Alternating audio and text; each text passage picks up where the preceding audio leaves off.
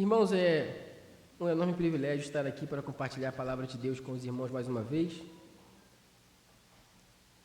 Estamos em mais um culto onde certamente o Senhor tem algo a nos ensinar, tem algo a nos dizer. Muito bom te ver, Caio. Feliz em te ver aqui de novo. Estava pensando em você hoje de manhã. São essas coincidências do reino de Deus, né?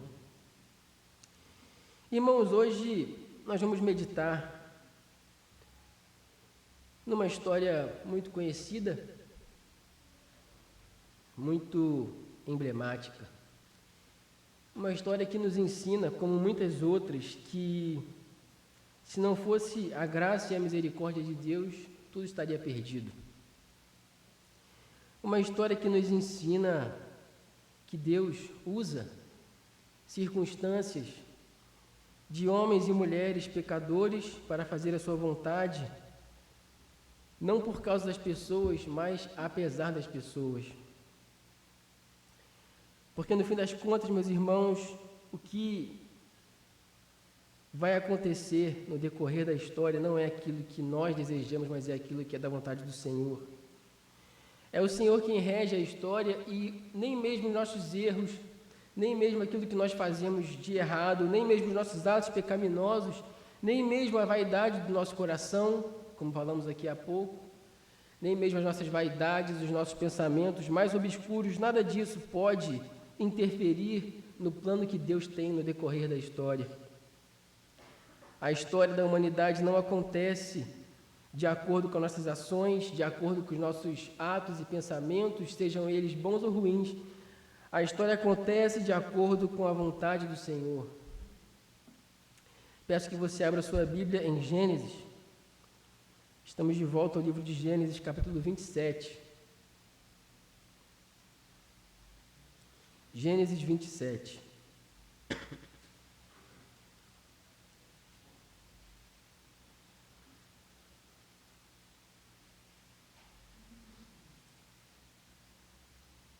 Amém? Todos acharam?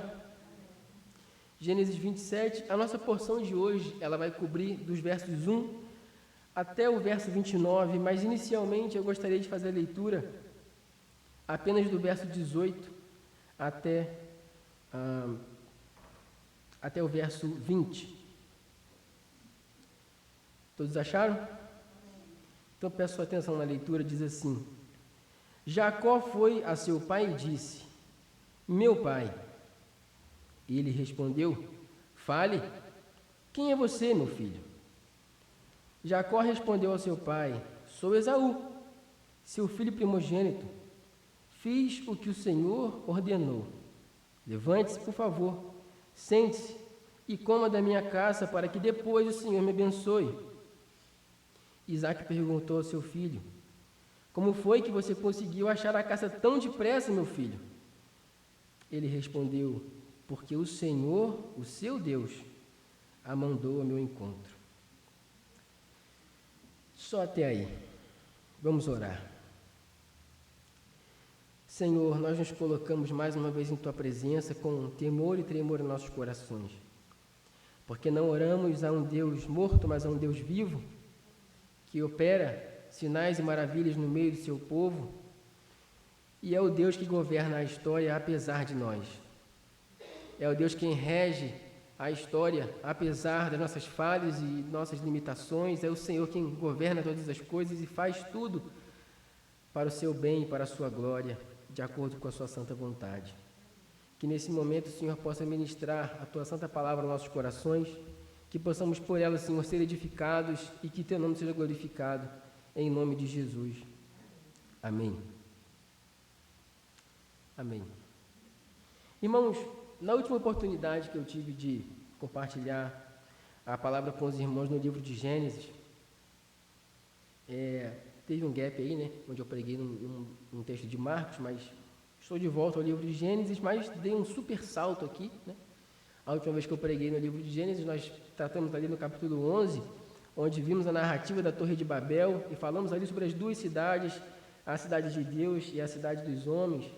E naquele momento nós vimos que o desejo dos construtores da Torre de Babel de se imortalizarem, de tornarem grandes o seu nome, de tornarem célebres o seu nome.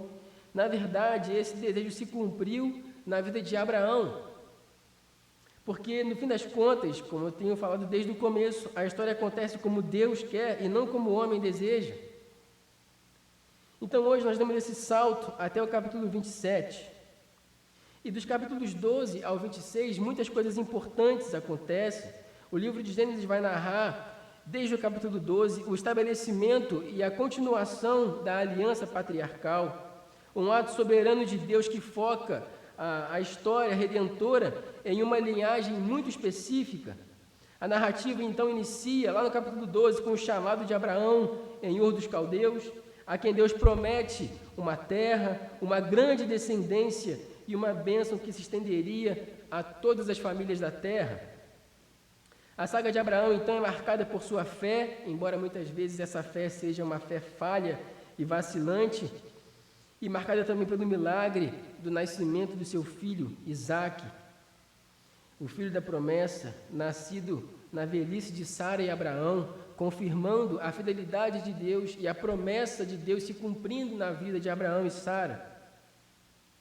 Então, após a morte de Abraão, Isaque então torna-se o portador da aliança, aquele que carregaria para frente as promessas que Deus fez a Abraão. E é muito curioso, meus irmãos, que a narrativa de Isaque, o filho da promessa, é a narrativa mais curta dos patriarcas no livro de Gênesis. O filho da promessa, aquele que demorou tanto tempo para nascer, que nasceu já na idade muito avançada de seus pais, a gente pensa, bom, esse Isaque vai ser agora o grande protagonista do livro de Gênesis. E não é assim que acontece. Ele não se torna o protagonista, a narrativa dele é uma narrativa muito breve, porque tão logo ela começa, já então surge uma tensão para a próxima geração. Quem é que vai portar então a aliança feita com Abraão, que passou para Isaque? Para onde vai essa aliança? Quem será o próximo portador? E aí então a narrativa apresenta para nós o nascimento dos filhos gêmeos de Isaque e Rebeca, Esaú e Jacó. E aqui a gente já está bem pertinho do nosso texto. E tem um detalhe muito importante para a nossa mensagem de hoje, porque antes mesmo desses meninos nascerem, Esaú e Jacó, Deus faz uma promessa para Rebeca. E essa promessa, existe uma parte dessa promessa que é determinante, onde Deus diz, o mais velho será servo do mais moço, Gênesis 25, 23.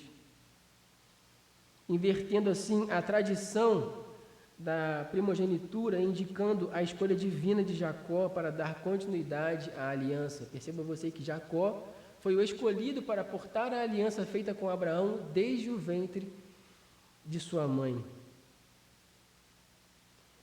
O Antigo Testamento, o livro de Gênesis, os livros do Pentateuco e também outros livros, eles mostram para nós essa dinâmica que parece que Deus tem um senso de humor muito aguçado, onde tudo parece invertido.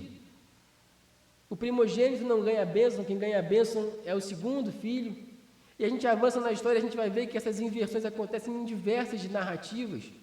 A narrativa de José é a mesma coisa. Depois a narrativa de Moisés é a mesma coisa, as coisas parecem um pouco controversas, mas quem governa a história é Deus, e Deus faz da maneira que Ele quer fazer. E essa escolha soberana de que seria então Jacó o portador dessa aliança feita com Abraão é corroborada pelas ações dos próprios filhos. Esaú era um caçador, ao que tudo indica um homem forte, valente, famoso homem rústico, que a gente conhece hoje em dia, né? Lenhador, aquele cara barbudo, forte, musculoso, que rachava um tronco de uma árvore com a mão. Isso aqui já é acréscimo meu, tá? A Bíblia não fala nada sobre isso. Mas é a minha imagem de Esaú, é esse cara que impunha medo, que impunha respeito. Aquele cara que fala grosso, que quando entra na casa todo mundo fica nervoso. Esaú chegou. Porém, era um homem de um intelecto limitado. E isso fica claro quando ele demonstra um profundo desprezo pelas bênçãos espirituais, quando ele vende o direito de sua primogenitura a Jacó, e ele não vende porque 500 cabeças de gado, por grandes barras de ouro. Ele não vende por um grande campo, ele vende por um prato de comida. Isso demonstra que ele tinha um intelecto e uma visão espiritual muito limitada. Posteriormente, ele se casa com mulheres cananeias, causando grande tristeza aos seus pais e se distanciando ainda mais do propósito da aliança. Depois você pode conferir isso no capítulo 26, versos 34 e 35. Por outro lado, nós temos Jacó. Jacó, o astuto, o usurpador, o suplantador, o enganador por natureza. Demonstra, ele, por mais controverso que seja, demonstra um intenso desejo pela bênção da primogenitura e pela promessa da aliança, embora ele use meios muito questionáveis para alcançar esse objetivo. Se fôssemos olhar pelos olhos humanos, pelo nosso arquétipo, pelas nossas percepções a respeito da humanidade, certamente escolheríamos Esaú. É um cara mais forte, alguém que parece ter mais fibra para portar essa aliança, e embora tenha um intelecto limitado, não tem tanto problema assim, afinal de contas, que homem que não tem um intelecto muito limitado? A gente olharia para Jacó, um cara, né, sem barba nenhuma. Naquela época não tinha minoxidil, não tinha, né, os recursos para conseguir pelo. Um homem mais pacato, não tão valente e selvagem quanto seu irmão. E Deus olha do céu e diz: é esse que eu quero. O enganador, o usurpador, o suplantador. E aqui a gente já entra no nosso texto com essa controvérsia e com esse cenário tão nublado, onde Deus escolhe Jacó e não Esaú. O cenário está pronto e montado, a promessa divina foi feita, o herdeiro da aliança é Jacó. E Esaú despreza essa herança. Mas tinha um problema, um grande problema. Esaú era o favorito de seu pai. Você, que é filho e filha, sabe muito bem que os pais têm os seus preferidos, né? Tô brincando. Eu sou pai de 2, ainda não escolhi meu preferido. Se eles ouvirem isso futuramente, saiba que eu ainda não escolhi.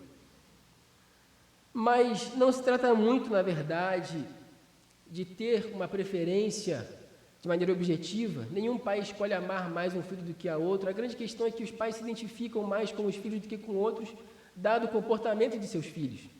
Se o pai é um pai mais dado à caça, ou um homem mais violento, mais selvagem, certamente que ele vai se aproximar mais de Esaú, que tinha esse comportamento, que era um cara mais violento, mais selvagem. E então Isaac tinha a preferência de Esaú, e embora todos os sinais estivessem claros, houvesse uma promessa de que o mais velho serviria o mais moço, isso é, a profecia dizia a respeito de que Jacó seria o portador da bênção, Isaac não queria saber disso, porque ele tinha um preferido. Então, meus irmãos, nesse ambiente familiar muito controverso, é que nós chegamos no capítulo 27. E o texto começa dizendo o seguinte, peço sua atenção na leitura. Quando Isaac envelheceu e os seus olhos se enfraqueceram, a ponto de não mais poder ver, chamou Esaú, o seu filho mais velho, e disse: meu filho. Esaú respondeu: aqui estou. O pai lhe disse: estou velho e não sei o dia da minha morte. Pegue agora as suas armas, a sua aljava e o seu arco. Vá ao campo e apanhe para mim alguma caça. Faça uma comida saborosa, como eu aprecio, e traga para mim, para que eu coma e abençoe você antes que eu morra. Rebeca esteve escutando enquanto Isaque falava com Esaú, seu filho. E Esaú foi ao campo para apanhar a caça e trazê-la. Por enquanto, só até aí. Então, como nós vimos, a narrativa da vida de Isaac não é muito extensa. No capítulo 21, ele nasce, e apenas 6 capítulos à frente, ele já está com 100 anos. 100 anos nunca passaram tão rápido. E a gente tem essa informação da idade dele, com base no fato de que quando os meninos nasceram, ele tinha 60 anos, verso 26 do capítulo 25, e a gente soma a idade que Esaú tinha quando se casou com as suas esposas, que era de 40 anos, verso 34 do capítulo 26. Então, fazendo a soma, nós chegamos à conclusão de que Isaac, nessa altura, tinha 100 anos, um homem já idoso, e como todo homem idoso, ele tinha dificuldade de enxergar. E embora civilizações como o do Antigo Oriente Próximo, a Mesopotâmia e o Antigo Egito, tivessem conhecimentos médicos avançados para a época, que incluíam tratamentos para infecções oculares, até mesmo irritação nos olhos, existia até mesmo, meus irmãos, um tipo de cirurgia primitiva para catarata. Era uma coisa totalmente bizarra, com risco de 90% de cegueira, mas era feito. Então, ainda assim, nada podia interromper o processo natural do ser humano de envelhecer e de ir perdendo a sua visão aos poucos. E nessa época não tinha óculos, não tinha recursos que pudessem melhorar isso. E essa cegueira de Isaac parece ir para além de um problema físico, era também um problema espiritual. Mesmo que o Senhor tenha profetizado antes do nascimento dos gêmeos que o mais velho seria servo do mais moço, mesmo assim, mesmo que Esaú tenha vendido o seu direito de primogênito, mesmo que Esaú tenha se casado com mulheres cananeias que tornaram a vida de Isaac e Rebeca um inferno, como diz o texto no finalzinho do capítulo 26, ainda assim Isaac insiste em abençoar Esaú.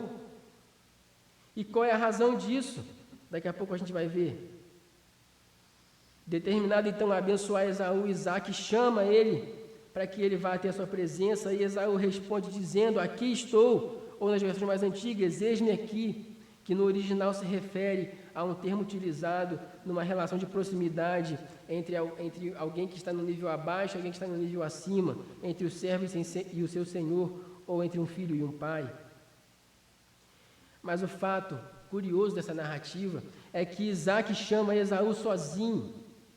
O momento da bênção, em todos os outros contextos da Bíblia, todos os outros momentos de bênção, quando Jacó abençoa seus filhos, quando existem outros momentos de bênçãos proferidas, sempre é um momento público, onde existem outras pessoas envolvidas, a fim de que pudessem até mesmo testemunhar. Mas Isaac quer fazer isso às escondidas. Ele chama Esaú às escondidas, e fica claro isso porque Rebeca estava ouvindo, mas ela não estava ali no contexto, ela não estava do lado. O que o texto transmite para a gente é que ela estava escutando às escondidas enquanto eles conversavam. Esaú tinha perdido o direito da sua bênção, o direito da primogenitura, mas mesmo assim Isaac queria que ele fosse o abençoado, que a bênção fosse destinada a ele, o filho mais velho, e por isso ele faz isso às escondidas. Mas então o que é que faz Isaac ser tão obstinado na sua escolha em abençoar Esaú? E a razão é muito mais banal do que a gente imagina. Vai ficar claro nos versos 3 e 4, quando ele manda que seu filho vá caçar e prepare para ele uma saborosa comida como ele aprecia.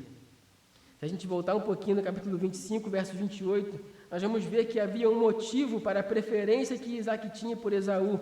Olha o que vai dizer, verso 28 do capítulo 25. Isaac amava Esaú, porque ele era mais forte? Porque se parecia com ele? Porque era um homem honrado? Não. Porque se saboreava de sua caça. A preferência de Isaac para Esaú estava no fato de que ele saboreava a sua caça.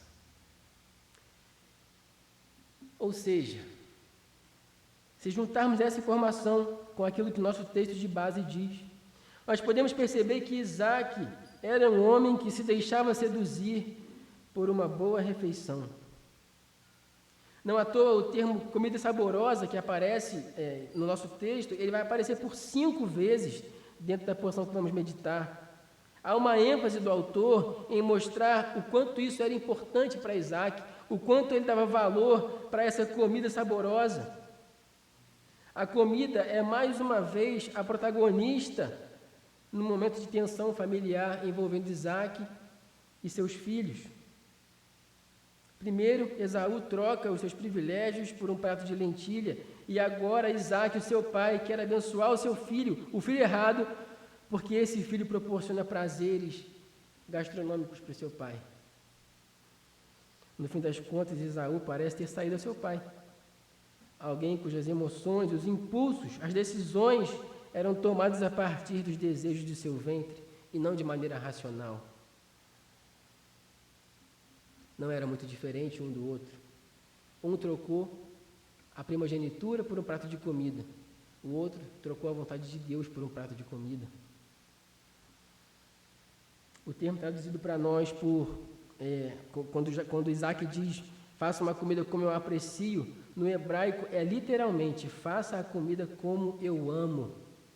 É um termo geralmente usado nas relações pessoais, como na relação de um homem com uma mulher. Olha a profundidade que o autor dá para a relação que Isaac tinha com o alimento, com a comida.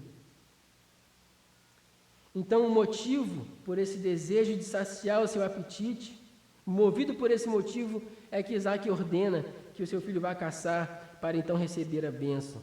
E percebam, meus irmãos, que esse momento definirá o rumo do povo que Deus escolheu para si. Naquele tempo, receber a bênção do primogênito significava herdar tudo o que o pai havia construído, o seu legado, as suas posses, as suas responsabilidades e até mesmo a sua posição social e religiosa. Tudo era herdado a partir dessa bênção, mas, no caso de Esaú e Jacó, essa bênção a ser recebida ia muito além de tudo isso, porque a bênção a ser recebida significava ser o novo portador das promessas feitas a Abraão. Aquele que recebesse a bênção do primogênito seria aquele que iria, por meio de Abraão, ser bendito e por meio de quem seriam benditas todas as famílias da terra. É isso que está em jogo. Portanto, essa bênção não envolvia apenas fins práticos, mas também e principalmente os planos eternos de Deus para a humanidade. Isaac já havia escolhido quem seria o portador dessa bênção. Mas aí tem um spoiler, Deus também já tinha escolhido. E não era o mesmo. E a história não acontece como a gente quer, ela acontece como Deus quer. Isaac age de maneira diferente como ele agiu anteriormente. Quando a sua esposa era estéril e não podia engravidar, o que ele faz é orar, é colocar sua vida diante de Deus e pedir que o Senhor concedesse filhos a eles. Mas agora, no momento de abençoar os seus filhos, ele toma essa decisão sem consultar o Senhor. Ele toma a decisão sozinho, mesmo que Esaú já tenha dado sinais claros de que ele não deveria ser o portador da bênção. Isaac tinha tomado a sua decisão. Ele escolheu o seu filho. E agora entra em cena o outro lado, porque Rebeca, a sua esposa, também já tinha escolhido quem receberia a bênção. E você sabe muito bem, meu irmão e minha irmã, que quando marido e mulher divergem de opinião, quem geralmente sai ganhando são as mulheres. Isso não é de hoje, isso é desde tempos passados. Enquanto o Isaac estava lá achando que ia abençoar Esaú, vai lá, menino, prepara um negócio para eu comer do jeito que eu gosto, que eu vou te abençoar. Rebeca estava aqui, mas tu não vai. Tu não vai mesmo. E olha o que o texto vai dizer na sequência. Rebeca então esteve escutando, verso 5, enquanto Isaac falava com Esaú, seu filho. E Esaú foi ao campo para apanhar a caça e trazê-la. Então Rebeca disse a Jacó, seu filho: ouvi seu pai falar com Esaú, o seu irmão. Ele disse: traga-me uma caça e faça uma comida saborosa para mim, para que eu coma e o abençoe na presença do Senhor antes que eu morra. Agora, meu filho, escute as minhas palavras e faça o que eu lhe ordeno. Vá ao rebanho e traga-me 2 bons cabritos. Deles farei uma saborosa comida para o seu pai, como ele aprecia. Você a levará ao seu pai para que ele coma e o abençoe antes que morra. Mas Jacó disse a Rebeca, sua mãe: Mãe, que absurdo, vamos enganar o meu pai. É isso que ele diz? Não, ele diz: Esaú, meu irmão, é um homem peludo, e eu sou um homem de pele lisa. Se meu pai me apalpar, o que vai acontecer? Eu passarei a ser visto por ele como um zombador e trarei maldição sobre mim e não bênção. E a mãe, Rebeca, responde: Caia sobre mim essa maldição, meu filho. Faça o que eu estou te mandando, rapaz. Vá e traga os cabritos para mim. Ele foi, pegou os cabritos e os trouxe à sua mãe, que fez uma saborosa comida, como seu pai apreciava. Depois, Rebeca pegou a melhor roupa de Esaú, seu filho mais velho, roupa que tinha consigo em casa, e vestiu Jacó, o seu filho mais novo.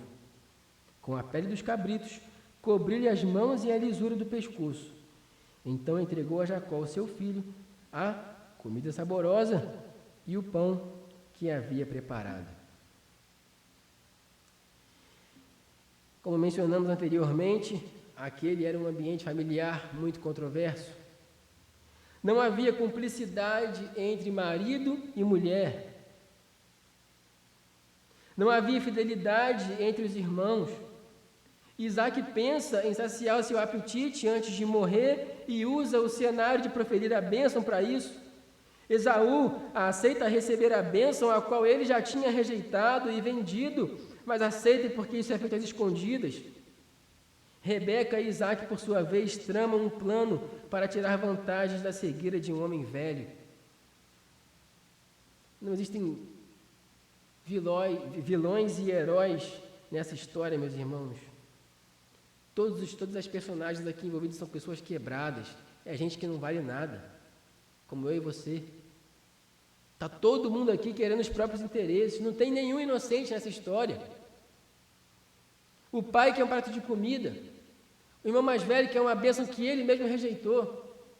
A mãe quer que o seu filho, o filho que ela prefere, seja abençoado. E Jacó, quer de consumar aquilo que ele fez com seu irmão, pegando uma bênção e usando um jeito muito bizarro de fazer isso, enganando seu pai.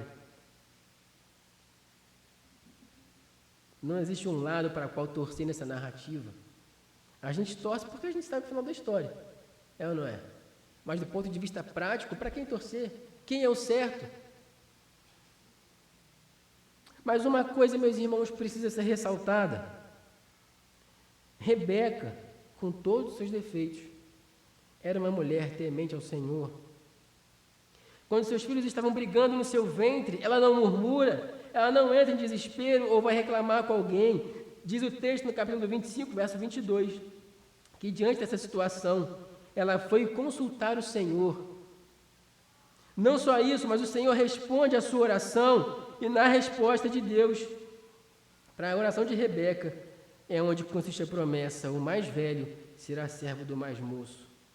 E como boa mãe que é, ela guardou essas palavras no coração, e agora, no nosso texto de base, ela está vendo a promessa de Deus ir por água abaixo.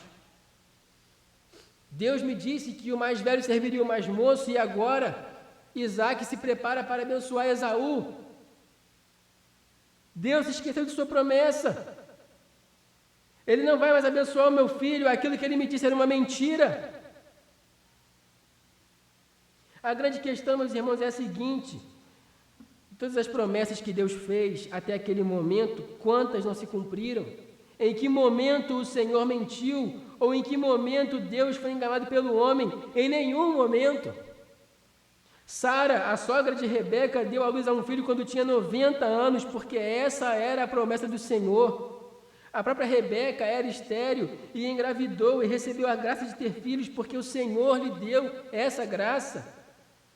Então, quais eram as razões para Rebeca desconfiar de que o Senhor cumpriria a sua promessa? Nenhuma razão.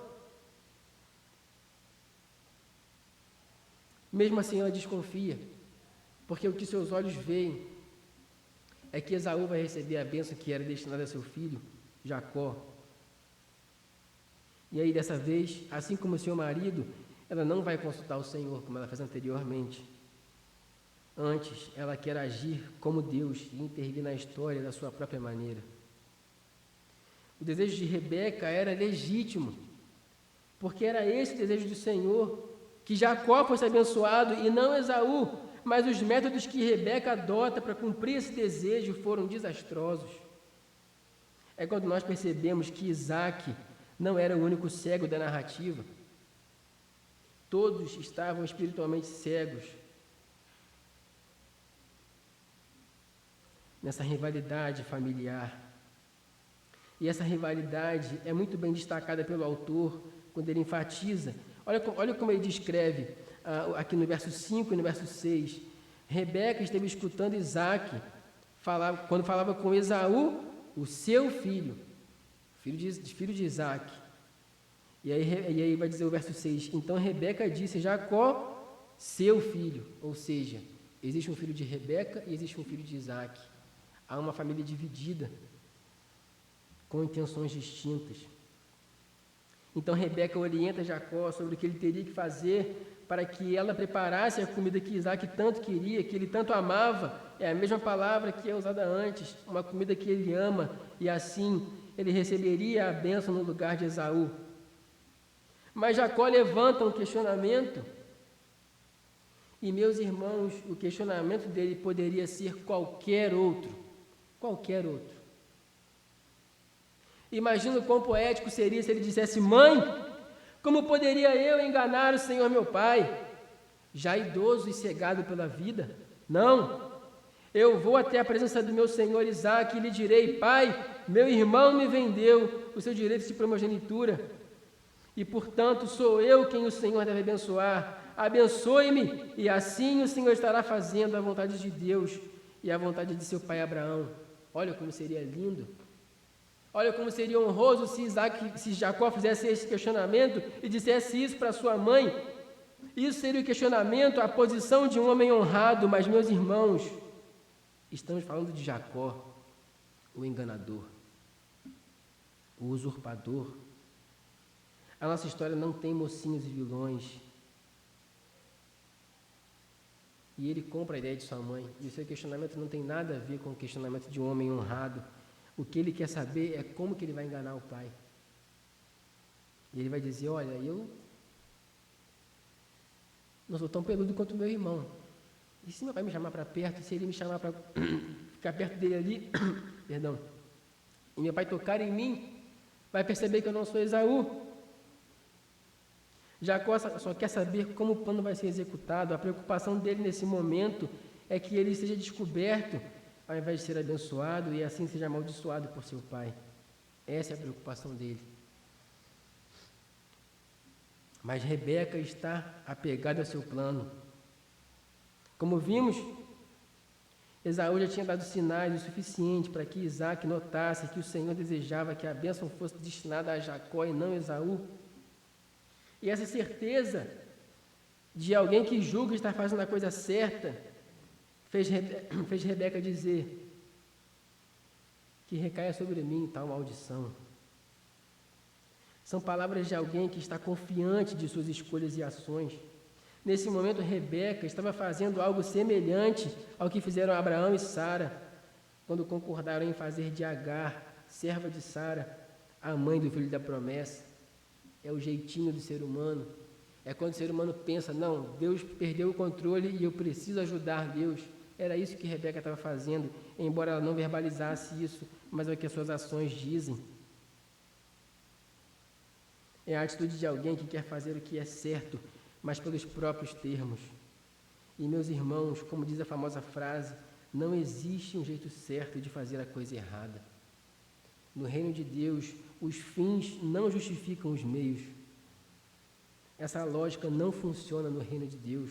Nós podemos fazer coisas com fins muito nobres, mas se os meios para realizar tais obras transgridem os princípios éticos e morais do reino de Deus, então a nossa ação, por melhor que seja, por melhor que seja a sua intenção, se torna um grande pecado. E todo pecado cometido, meus irmãos, possui consequências.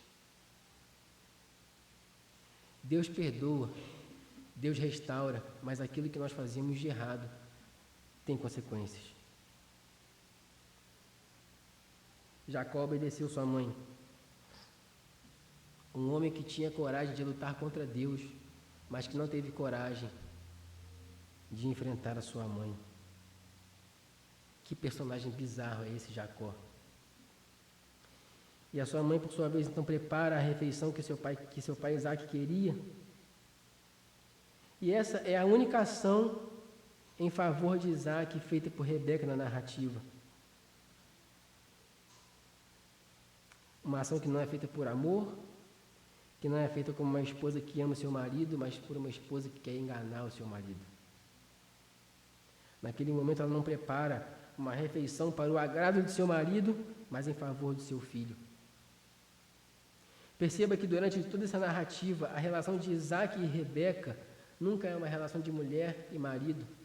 Eles não se apresentam como mulher, como marido e esposa na narrativa. É sempre o pai e a mãe. Meu filho, seu pai, sua mãe.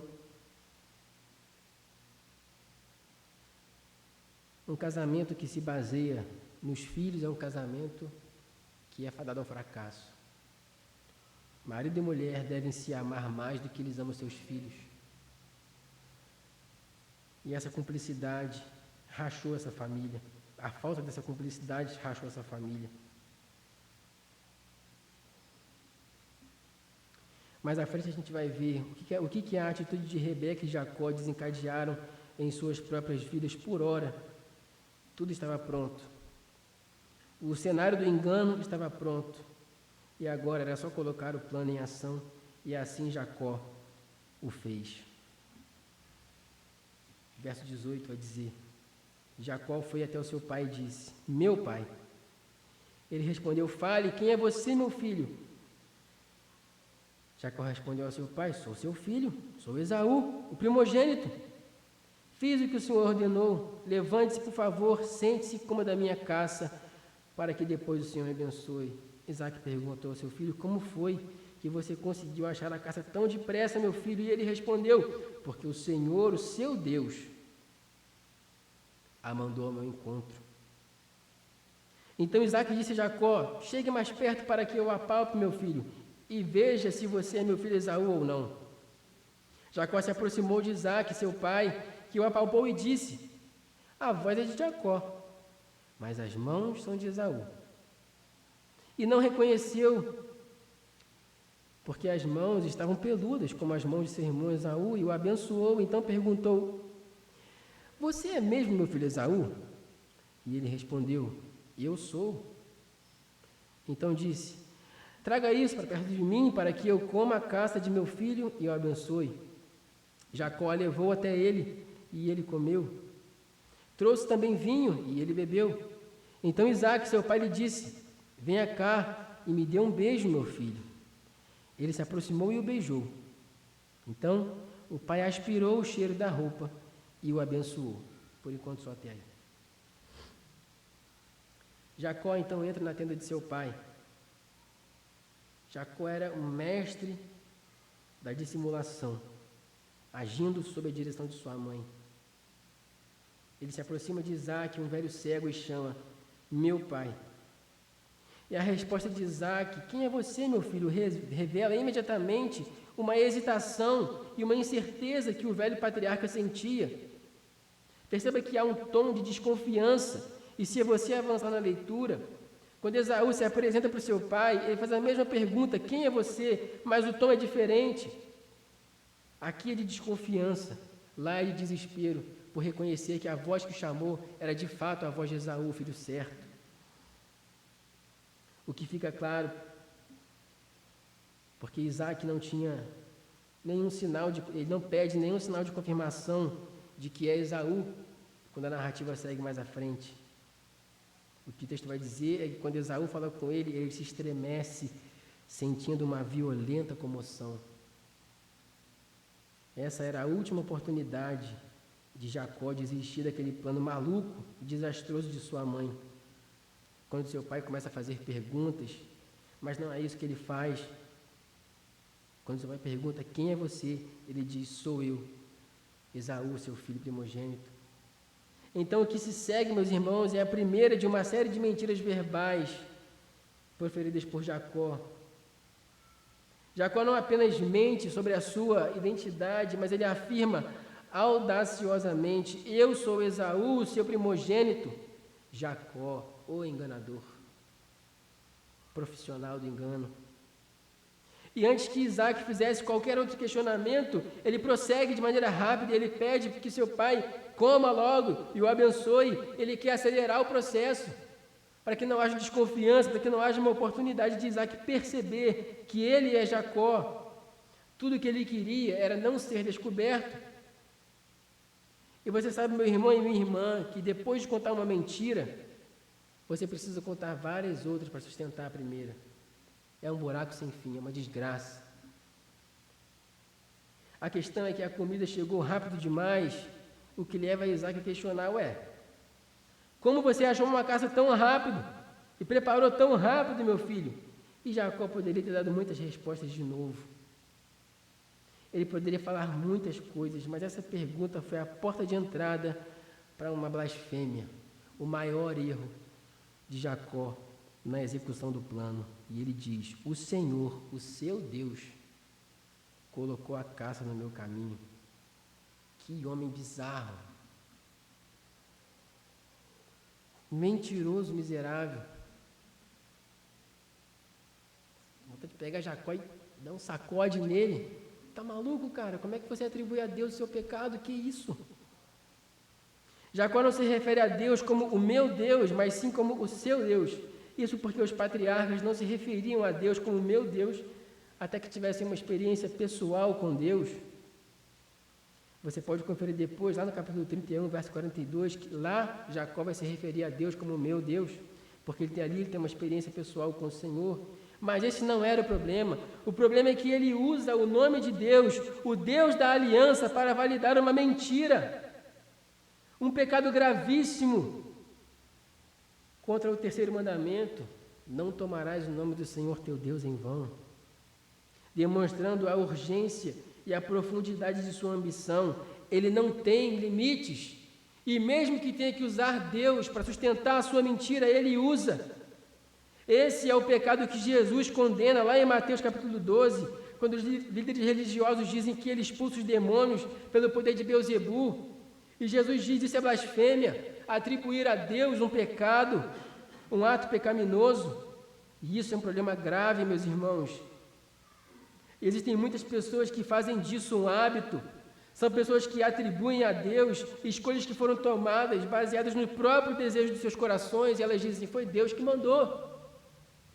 Pessoas que fazem todo tipo de loucura e chancelam isso com a frase, foi Deus que mandou, eu senti de Deus, Deus falou comigo.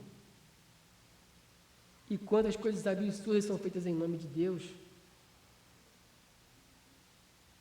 E voltando para o nosso texto, Isaac, ainda desconfiado, ele busca então uma confirmação em outro sentido que não fosse a audição. Ele diz, aproxime-se para que eu possa tocar em você. Ele estava em conflito com os seus sentidos, porque a sua audição dizia que era a voz de Jacó.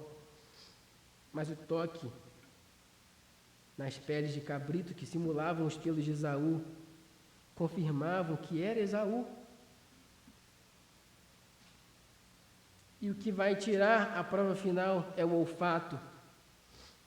Quando então Isaac sente o cheiro das vestes de Esaú, que Jacó estava usando. Isaac falha em executar o seu propósito por depender somente dos seus sentidos físicos e ignorar aquilo que seu sentido mais confiável, que era a audição, e sobretudo seu discernimento espiritual, estavam lhe dizendo. Mas o patriarca ainda não estava convencido e ele pergunta uma última vez, você é realmente meu filho Esaú? E a resposta de Jacó é curta e direta, eu sou. E com essa confirmação de identidade, Isaac então cede à percepção da sua audição. Ele então ordena que a refeição seja servida para que o ato da bênção pudesse ser consumado. E após comer e beber vinho, Isaac profere a última instrução antes da bênção formal: aproxime-se e me beije, meu filho. É muito interessante isso aqui, meus irmãos. Esse contato físico talvez fosse parte do ritual, mas esse beijo sela o engano. É o beijo da traição. É curioso que depois de comer e beber vinho, ele é traído com um beijo. Isso me parece muito familiar. Quando um certo homem-deus chamado Jesus Cristo participa de uma última ceia com seus discípulos e logo depois é traído com um beijo. Jacó se aproxima, beija seu pai e o aroma das vestes de Esaú evidencia que então era Esaú na presença de Isaac, e aí ele profere a bênção. Verso 27, parte B, ele disse: eis que o cheiro do meu filho é como o cheiro do campo que o Senhor abençoou. Deus lhe deu o orvalho do céu, e a exuberância da terra, e a fartura de trigo e de vinho. Que os povos sirvam você e as nações reverenciem.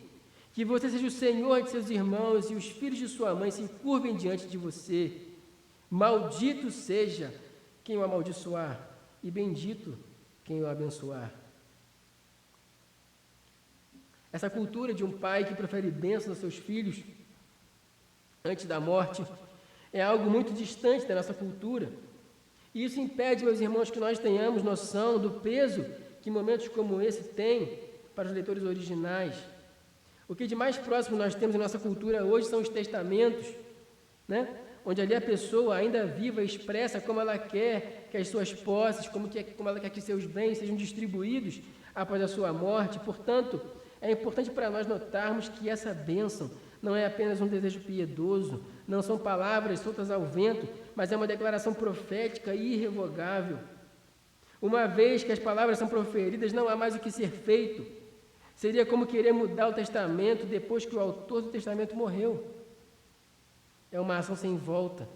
Aquela cultura não era como a nossa, meus irmãos, era um tempo onde palavras tinham peso, tinham valor, aquilo que era dito não se voltava atrás.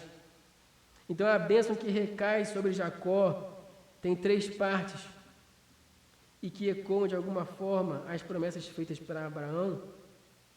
Primeiro, a bênção da prosperidade e da fertilidade, onde foca na parte do sustento, falando sobre o orvalho, que era algo essencial trazido para a agricultura de Canaã, especialmente no início do verão, possibilitando ali a irrigação do terreno, para que isso tornasse um terreno fértil. Isaac está orando então por uma provisão contínua de Deus, simbolizando a prosperidade que vinha da natureza, a exuberância da terra, a fartura de trigo, tudo isso mostrando que ele deveria ser alguém próspero. Segunda parte é a bênção de honra e domínio nacional. Essa segunda parte, então, trata desse reconhecimento de outras nações, que os povos sirvam você e que as nações o reverenciem. Embora Isaac estivesse abençoando Jacó pessoalmente, essa declaração ia além. O uso plural, nações e povos, aponta para o destino de Israel como uma nação dominante anos depois. A bênção da aliança é transferida e a família de Jacó é destinada a ter destaque e autoridade sobre os outros povos. Essa perspectiva de Jacó, que futuramente seria seu nome trocado para Israel, como uma nação que se expande para além de suas fronteiras e começa a cumprir a promessa de uma bênção universal que se estenderia para todas as famílias da terra. Bênção essa que se cumpre plenamente na pessoa de Cristo e na igreja. A terceira parte da bênção, a bênção da supremacia familiar. E essa é a parte mais dolorosa para Esaú. Seja senhor de seus irmãos, e os filhos de sua mãe se curvem diante de você. Essa declaração confirma a palavra da parte de Deus, de que o mais velho serviria o mais moço. Isaac, sem saber o que estava fazendo e que estava sendo enganado, ele selou a eleição divina e conferiu a ascendência política e familiar a Jacó e não a Esaú. A afirmação, os filhos de sua mãe, não se restringe apenas a Esaú, que era o único filho de Rebeca, além de Jacó, mas tem sentido de um domínio que se estende para toda a posteridade de Esaú, estabelecendo um domínio irrevogável de Jacó sobre seu irmão e sobre a descendência de seu irmão. Por fim, a bênção culmina com uma sentença bem conhecida: maldito seja quem te amaldiçoar, e bendito aqueles que o abençoam. O mesmo que é dito para Abraão. E assim, Jacó recebe a bênção e passa a ser oficialmente o portador da aliança de Deus com o seu povo.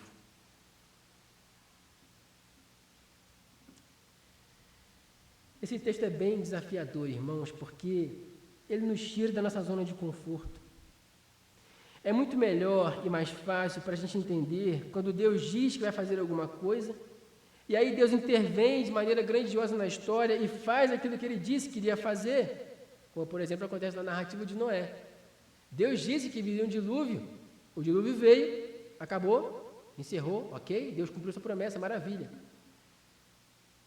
Mas, meus irmãos, nós estamos diante de um cenário muito diferente, onde Deus disse que alguma coisa aconteceria e de fato aconteceu. Mas aconteceu por causa da atitude pecaminosa de duas pessoas. E aí, como é que a gente lida com isso? A promessa que se cumpre mediante um ato pecaminoso. Eu poderia gastar horas aqui tentando explicar para os irmãos como isso é possível e não seria o suficiente. É o mesmo mistério que circunda o fato de Judas ter sido escolhido para ser o traidor e mesmo assim ele ser responsabilizado por suas ações como tal. Será que foi Deus quem plantou a mentira e o engano no coração de Rebeca e Jacó? O apóstolo João diz em sua primeira carta que Deus é a luz e nele não há treva nenhuma. E se dissermos que sim, que foi Deus quem fez isso, vamos cometer o mesmo erro que Jacó e atribuir um pecado a Deus. Mas então o que é que acontece, meus irmãos? É um mistério da soberania divina e da responsabilidade humana. O que acontece aqui, meus irmãos, é aquilo que nós chamamos de graça. Deus agindo na história, apesar da imperfeição do homem, isso é graça. Deus cumpre os seus propósitos não por causa do erro de Rebeca e Jacó, mas apesar do erro de Rebeca e de Jacó. Ninguém pode, meus irmãos, frustrar os planos de Deus, portanto, não seria o pecado de Rebeca e Jacó que fariam isso. Se o Senhor Deus disse que Esaú seria servo de Jacó, assim seria, independente de como a história seguisse. Mas isso não significa que Deus é o autor do mal cometido por eles. É o dilema da soberania divina e da responsabilidade do homem. Mas o que nós precisamos saber é que Deus cumpre as suas promessas e os seus propósitos, apesar de nós. E era isso que os leitores originais desse texto precisavam saber. Os leitores originais eram o povo de Israel, que antes se chamava Jacó, um povo que foi recém-liberto do Egito e estava caminhando para a terra prometida. Essa é a história desse povo. Essa é a história do patriarca deles. O patriarca que recebeu a bênção da aliança. Os leitores originais que estavam a caminho da terra prometida deveriam saber quem eles eram, as suas origens, e como que esse povo estava caminhando em direção à terra prometida, como é que eles estavam divididos? Como era feita a divisão entre eles? Muito bem, de acordo com as 12 tribos. Certo? Todo mundo de acordo? E as 12 tribos vieram de quem, meus irmãos? De Jacó. Portanto, meus irmãos, Deus estava mostrando para aquele povo qual era a sua origem. Eles deveriam saber que, embora tivessem sido escolhidos para serem chamados povo de Deus, isso não era mérito do homem. Não havia na história alguém merecedor desse título. Deus não chamou Abraão, Isaque e Jacó porque eles eram merecedores. Não! Eles não eram um povo melhor do que os outros, ou porque eles possuíam alguma condição especial que outros povos não tinham. Não, é somente pela graça de Deus. Desde o chamado de Abraão, passando por Isaque e Jacó, sempre foi a graça que preservou esse povo. Deus está mostrando que Ele é quem determina como e quando Ele faz. É Ele quem dita os rumos da história. Quem olharia para Jacó e Esaú e escolheria Jacó? Esaú era mais selvagem, é quem tinha armas na mão, era um caçador, um guerreiro, o primogênito. Do outro lado, um cara que já nasceu errado, agarrado no calcanhar de seu irmão, um enganador. A escolha parece óbvia, meus irmãos, mas Deus não trabalha com obviedades humanas. Ele escolheu Jacó. Mas isso não isentou, meus irmãos, Jacó e Rebeca de terem de lidar com as consequências de suas escolhas. Rebeca, depois do capítulo 28, ela some. Fica esquecida na narrativa. No capítulo 35, verso 8, nós tomamos ciência da morte de Débora, a ama de Rebeca. Mas a gente não tem nenhum registro de como e quando Rebeca morreu. E a gente só vai falar dela de novo no livro de Gênesis, lá no finalzinho, quando a gente descobre que ela foi enterrada junto com os patriarcas, mas o resto da história dela, a gente não sabe. Jacó, por sua vez, também sofreu as consequências de ter mentido para o seu pai. Ele, que é o enganador, foi enganado.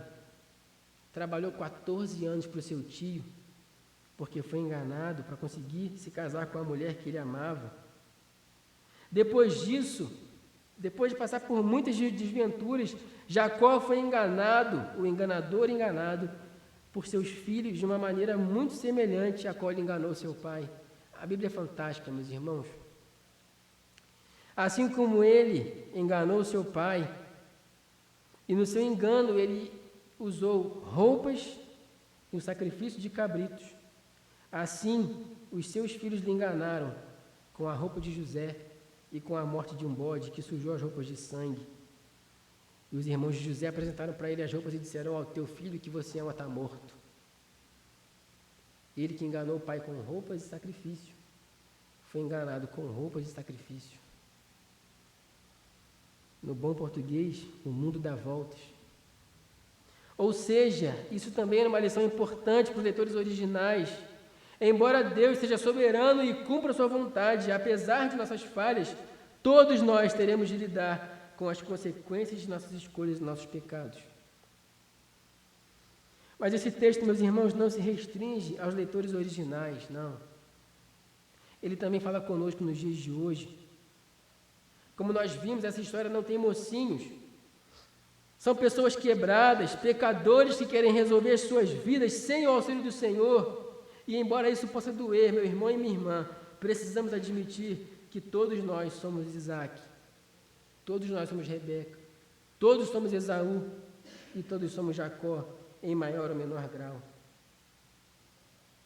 As personagens dessa narrativa funcionam como um espelho para nós.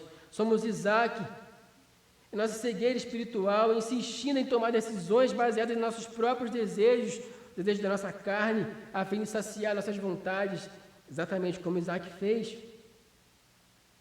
Somos Esaú, em nossa obediência cega ao desejo humano, mesmo quando ele contraria o que sabia que era errado, porque ele vendeu seu direito de primogenitura, ainda assim, ele aceita fazer aqueles esquemas escondidos, movido por um desejo pecaminoso.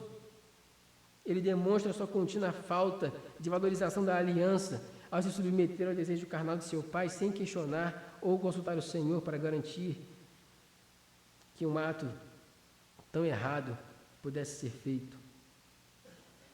Somos como Rebeca, é nossa falta de fé, quando sabendo da promessa de Deus que o maior serviria o mais moço, decidimos que Deus precisa da nossa ajuda pecaminosa para cumprir a sua vontade. Agimos como se os fins justificassem os meios, a gente intervém na história e faz o que tiver que fazer para cumprir nossos desejos.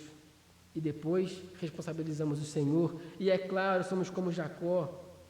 Em nossa impaciência com o tempo de Deus, assim como Jacó não queria esperar que se cumprissem a profecia no tempo do Senhor, não, ele teve que comprar a primogenitura, teve que roubar a bênção. fazendo tudo do seu jeito. Nós também recusamos esperar pela provisão e o tempo do Senhor. A gente está sempre atrás de dar o nosso jeito, agindo como Rebeca e Isaac, sem consultar o Senhor. Somos como Jacó quando nos endividamos e comprometemos o futuro financeiro de nossas famílias por um estilo de vida que ainda não podemos ter. Nós queremos a bênção da prosperidade antes que o fruto do nosso trabalho e da obediência chegue. Somos como Jacó quando pulamos etapas de nossa carreira, usando meios questionáveis e desonestos, mentindo no nosso currículo, ou traindo colegas de trabalho para subir mais rápido numa escala dentro da empresa. Somos como Jacó quando em nossos relacionamentos, ao tentar manipular parceiros, amigos, nossa família e até mesmo nossos irmãos na igreja, para que as coisas girem ao redor da nossa vontade. E ao invés de confiar que a bênção de Deus vem através do amor, da paciência e do serviço que é feito sem visar o retorno, a gente quer que tudo aconteça do nosso jeito. A gente quer tomar o controle da situação. Queremos paz e satisfação sem o custo do sacrifício. Ou pior de tudo, somos como Jacó quando usamos o nome de Deus para validar nossos atos pecaminosos. A gente faz o que tiver que ser feito e fala, foi Deus que mandou eu fazer.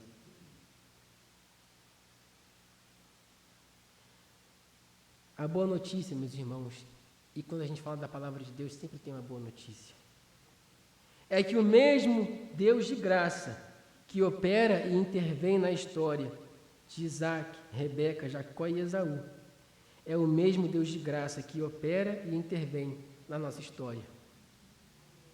Assim como Jacó, mesmo sendo um homem quebrado, um enganador, um usurpador, ele encontra um lugar na presença de seu pai. Nós também encontramos um lugar na presença do nosso pai. A diferença é que nós não precisamos mentir para alcançar o seu favor, porque o nosso irmão mais velho, Cristo Jesus, nos empresta as suas vestes voluntariamente para que possamos entrar na presença de Deus e sermos aceitos. Assim como Jacó, meus irmãos, nós também precisamos da cobertura do nosso irmão mais velho para sermos aceitos diante do nosso Pai. Mas não fazemos isso através do engano, nós fazemos isso através da verdade, e Cristo é a verdade. Ele nos garante o acesso à presença de Deus. E hoje, meus irmãos, meu irmão e minha irmã, quando chegamos até a presença de Deus, nosso Pai, o Senhor nos vê e diz, a voz é do Danilo, mas as mãos são de Cristo. Hoje, quando chegamos até a presença do Senhor, Ele ouve a nossa voz, mas Ele olha para a marca do seu filho e diz, eu te aceito, por causa da marca do seu irmão. E olhando para a marca do filho, é que o Pai recebe cada um de nós, pessoas quebradas em sua presença. Nós nos aproximamos do Senhor e o cheiro que Ele aspira não é mais o cheiro do nosso pecado, mas é o cheiro do sacrifício vivo, puro, santo e eficaz, o cheiro do sangue de Cristo, o nosso Senhor, que foi moído e vertido na cruz por homens e mulheres quebrados, enganadores, usurpadores como eu e você, para que tivéssemos acesso à presença de Deus. E então o Senhor transforma nossas vidas. E assim, até o mais quebrado dos homens pode ser usado para o louvor da glória de Deus em seus santos propósitos. Isso é graça, favor não merecido.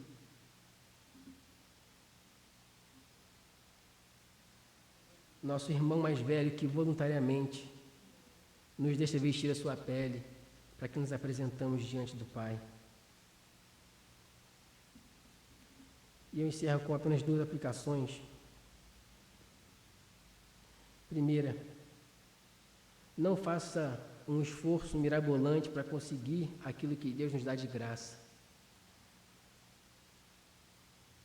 A salvação é pela graça, meus irmãos. Não faça planos, não se esforce para alcançar a salvação, porque você não vai conseguir. O nosso Pai está de braços abertos, disposto a nos abençoar, a nos dar a bênção da salvação, E isso é de graça. Não precisamos de planos e de invenções humanas para isso. Não conseguimos, meus irmãos, conquistar a aceitação e o poder de Deus, porque a salvação é através da graça. O apóstolo Paulo, falando sobre isso, na carta aos Romanos, ele cita essa narrativa como exemplo. Ele vai dizer, isso também aconteceu com Rebeca. Ao conceber de um só, de Isaque, nosso pai, e os gêmeos ainda não eram nascidos e nem tinham feito bem ou mal, para que o propósito de Deus quanto à eleição prevalecesse, não por obras, mas por aquele que chama. Quando foi dito a Rebeca, o mais velho servirá ao mais moço, como está escrito, amei Jacó, porém desprezei Esaú. O que diremos então? Deus é injusto? De modo nenhum. Pois ele diz a Moisés, terei misericórdia de quem eu quiser ter misericórdia, e compaixão de quem eu quiser ter compaixão. Assim, pois, isso não depende de quem quer, ou quem corre, ou quem se esforça por planos mirabolantes, mas de Deus que tem misericórdia e graça. É pela graça, meus irmãos, que somos salvos e recebemos a bênção de nosso Pai na pele de nosso irmão mais velho. A segunda aplicação. Quem recebe a bênção na pele do irmão mais velho, deixa de viver como enganador e passa a viver então como escravo da verdade. Diferente de Jacó, que é revestido pela pele de seu irmão, mas depois continua vivendo como enganador até ter o encontro com Deus. Quem é revestido por Cristo não vive mais no engano, deixa de ser um enganador e vive na verdade. Isso significa, meus irmãos, abandonar os velhos hábitos de manipular, mentir, fingir e assumir uma nova identidade de que foi alcançado pela graça. A bênção que recebemos de Cristo nos liberta para viver com integridade, como filhos que não precisam trapacear para chegarem até a presença de seu Pai. Deus pode usar a sua vida, meu irmão e minha irmã, não importa o quão quebrado você seja, desde que você use as vestes de seu irmão mais velho, Cristo Jesus, nosso Senhor, e se apresente até a presença de Deus para ser transformado por Ele. Vamos orar?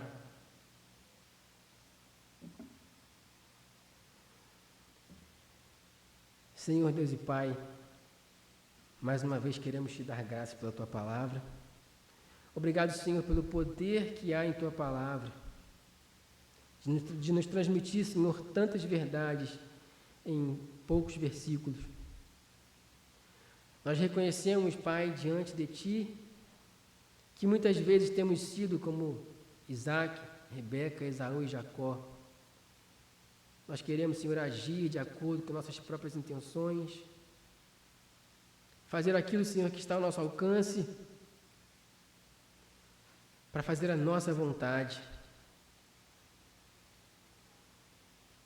Muitas vezes, Senhor, até mesmo ousamos e colocamos no Senhor a responsabilidade por nossos atos. Mas te louvamos porque nós servimos a um Deus de graça, que não leva em consideração os nossos pecados, porque somos revestidos pelas peles de nosso irmão mais velho, Cristo Jesus, nosso Senhor. Nos perdoa, meu Deus, por tantas vezes negligenciar esse privilégio e por tantas vezes, Senhor, querer usar métodos humanos para chegar até a Tua presença, quando tudo o que precisamos é colocar as vestes de Cristo e a nos aproximarmos de Ti, o Senhor olhar para o Filho e nos aceitar por causa do sacrifício oferecido por Ele. Perdoa-nos, Senhor, por tantas vezes querer alcançar o benefício da salvação mediante a nossos esforços. Quando a Tua palavra diz, não é por obras para que ninguém se glorie, mas é pela graça. E nos perdoa, Senhor, quando tantas vezes, mesmo após ser revestido pela pele do Cordeiro de Deus, nós queremos ainda permanecer vivendo como Jacó, o enganador. Muda, Senhor, a nossa história, para que possamos, Senhor, uma vez revestidos de Cristo, viver como servos da verdade, não mais como enganadores. Transforma-nos, Senhor, para a glória do Teu santo nome. É o que nós te pedimos, em nome de Jesus. Amém. Amém. Glória a Deus.